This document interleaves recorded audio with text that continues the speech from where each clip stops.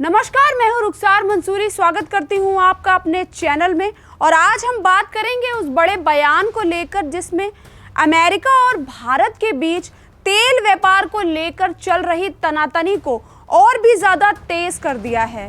America ने कह दिया है कि हम भारत को तेल तभी बेचेंगे जब वो 25% तक टैरिफ देंगे, लेकिन भारत ने भी साफ साफ ये कह दिया है कि हम वहीं से तेल खरीदेंगे जहां से हमें बेस्ट लगेगा।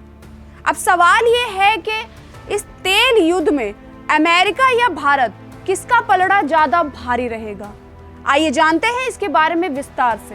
भारत और अमेरिका के बीच तेल व्यापार को लेकर खींचतान कोई नई बात नहीं है, लेकिन इस बार हालात ज़्यादा गंभीर नजर आ रहे हैं।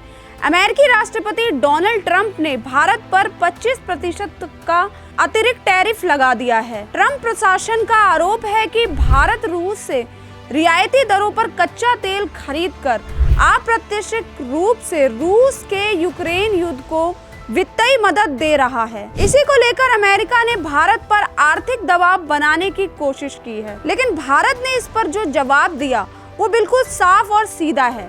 रूस में भारत के राजदूत विनय कुमार ने कहा कि भारत तेल वहां से खरीदेगा जहां से उसे सबसे अच्छा सौदा मिलेगा। उन्होंने जोर देकर कहा कि भारत की प्राथमिकता 1.4 अरब लोगों की ऊर्जा सुरक्षा सुनिश्चित करना है।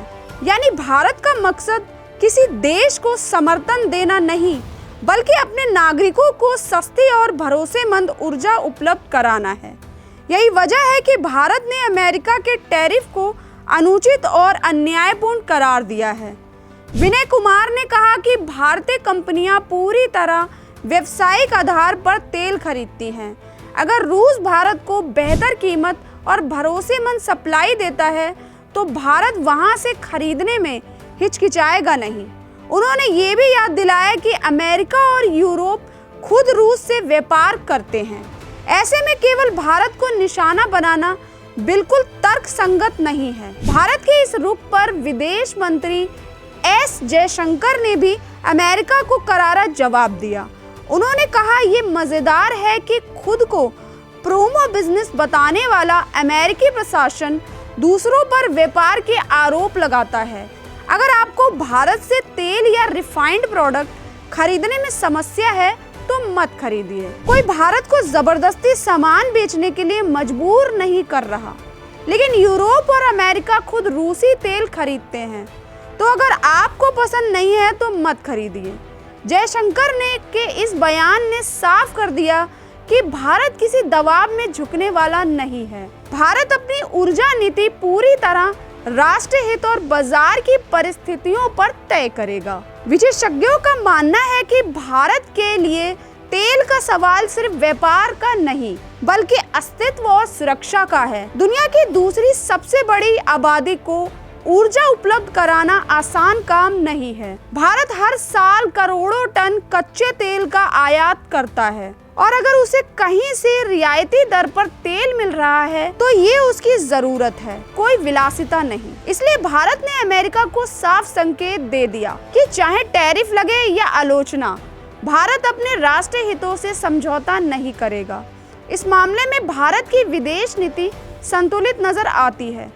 एक तरफ अमेरिका के साथ रणनीतिक साझेदारी तो दूसरी तरफ रूस के साथ दशकों पुराना भरोसेमंद रिश्ता। भारत जानता है कि अंतर्राष्ट्रीय राजनीति में स्थायी दोस्त या दुश्मन नहीं होते, स्थायी होते हैं सिर्फ हित।